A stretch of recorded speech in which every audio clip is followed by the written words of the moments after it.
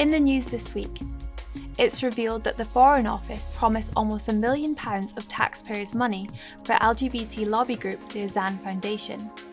The Scottish Government is urged to adopt the CAS report recommendations to counter harms to children from gender ideology. And the BBC commits to continue broadcasting religious content on TV and radio.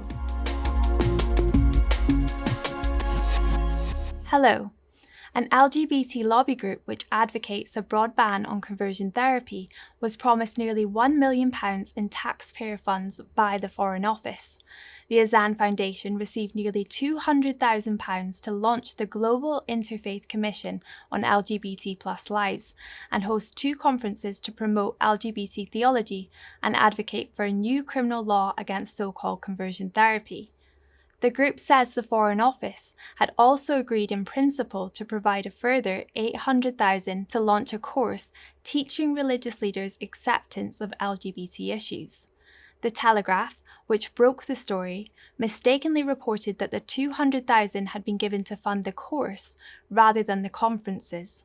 Founder Jane Ozanne has previously said gentle, non-coercive prayers which do not affirm LGBT lifestyles are hateful and should be criminalised. The Scottish Government has been urged to heed the findings of the CAS report and protect vulnerable children from radical transgender ideology. In a motion on implementing the CAS review in Scotland, Megan Gallagher, MSP, called on Holyrood to endorse the report as a valid scientific document and pressed the government to adopt its recommendations. In a robust speech backing the motion, fellow Scottish Conservative Murdo Fraser welcomed the work of Dr Hilary Cass, hailing the report as a welcome step towards changing attitudes on gender issues. But he had stern words for those responsible for promoting harmful trans dogma. We should not be permitting the mutilation of young bodies in the name of an anti-science ideology.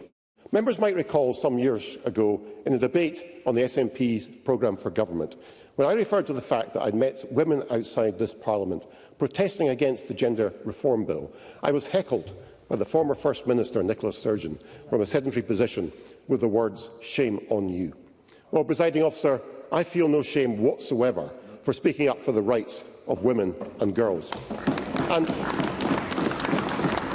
any shame that falls to be apportioned should be laid firmly at the door of the former First Minister, her ministers and all in here who allowed this abuse to occur in furtherance of a toxic ideology. A top lawyer has urged the Isle of Man not to become a death island by legalising euthanasia. Medical law expert Charles Foster told the House of Keys that Alex Allenson's assisted dying bill would be open to legal challenge at the European Court of Human Rights, regardless of any amendments.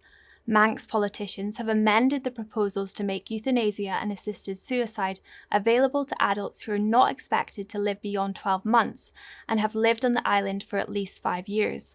But Foster warned removing any end-of-life protections may breach the European Convention on Human Rights, which protects everyone's right to life and public safety. Moreover, he emphasised that palliative care to help those who are suffering is already available. You will struggle to find a palliative care physician anywhere in the world who supports assisted dying. And that is because it's not necessary. If palliative care is properly in place, the worries which are expressed on all the placards of unbearable suffering just don't happen.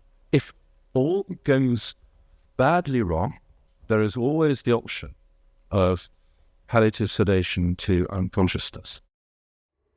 And finally, the BBC has said it will continue to deliver religious programming across traditional platforms.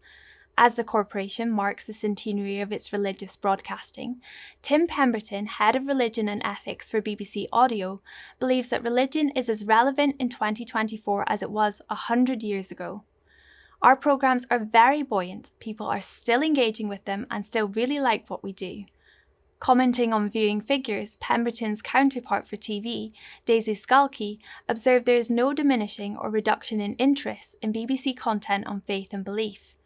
Despite concerns the government's media bill could result in many religious programmes becoming online only, Skulkey confirmed the BBC has no plans to sideline them in this way. Well, that's all for this week.